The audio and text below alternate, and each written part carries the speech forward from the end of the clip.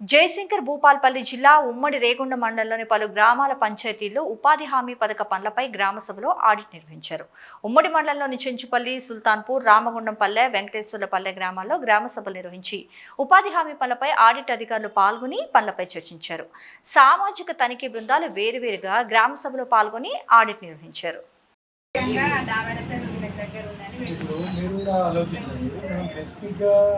అందరి అయితే రాయట్లేదు కదా, అయితే 1 ఇయర్ తర్వాత అడిగేటట్టు వాళ్ళు కూడా కన్ఫ్యూజ్ చాలా రాయాలి.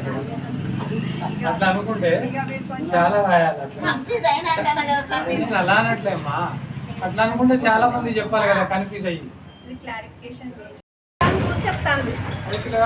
మా పిల్ల ఇంటికి పోయినాక నువ్వు గట్ట ఎట్లా చెప్పినావు, నువ్వు ఇక్కడ నచ్చరు పోతే పెద్దపల్లి నచ్చరు కదా, నేను పోలేదని చెప్పలేదు. పెద్దపల్లి నచ్చరు పోలే, బల్లె పెట్టిన చెట్లు రోడ్డు కొంట పెట్టినా, అక్కడ దేవాలయం కడ పెట్టిందన్న. విడత సామాజిక తనిఖీలో భాగంగా రేగొండ మండలం రేగొండ గ్రామ పంచాయతీకి సంబంధించి 4,55,956 రూపాయలు ఖర్చు చేయడం జరిగింది. దీనికి సంబంధించి 16 వర్క్స్ చేయడం జరిగింది. దీనిపైన సామాజిక తనిఖీ బృందం వారు 18వ తారీఖు నుంచి 20వ తారీఖు వరకు డోర్ టు డోర్ వెరిఫికేషన్ చేయడం జరిగింది. అందులో గుర్తించిన అంశాలు ఈరోజు 21వ తారీఖు గ్రామసభ ఏర్పాటు చేయడం జరిగింది. అది అందరి సమక్షంలో చదివి వినిపించడం జరిగింది. డోర్ టు డోర్లో వచ్చిన ఒక 2-3 కొత్త జాబ్ కార్డు కోసం దరఖాస్తు చేసుకోవడం జరిగింది. అది గ్రామసభలో వాళ్ళకి ఇప్పించడం జరిగింది. అలాగే గ్రామంలో ఒక 3-4 వ్యక్తులు ఒకరి పేరు మీదుగా ఒకరు పనిచేసినట్లుగా గుర్తించడం జరిగింది. ఎవరి డబ్బులు వాళ్ళకి రావడం జరిగింది, వారి అకౌంట్లోనే వచ్చాయి.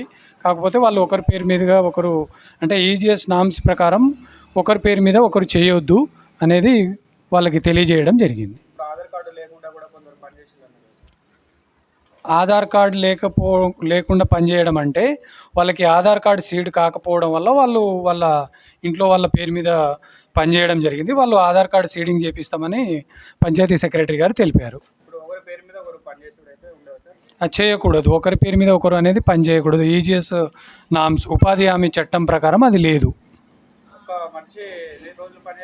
ఒక జాబ్ కార్డుకి వచ్చేసి ఒక కుటుంబంలో 2 ఉండండి, 3 ఉండినా ఒక కుటుంబానికి 100 రోజులు. కుటుంబానికి అంటే గవర్నమెంట్ చెప్పేది పర్ డే వేజ్ 300 రూపాయలు.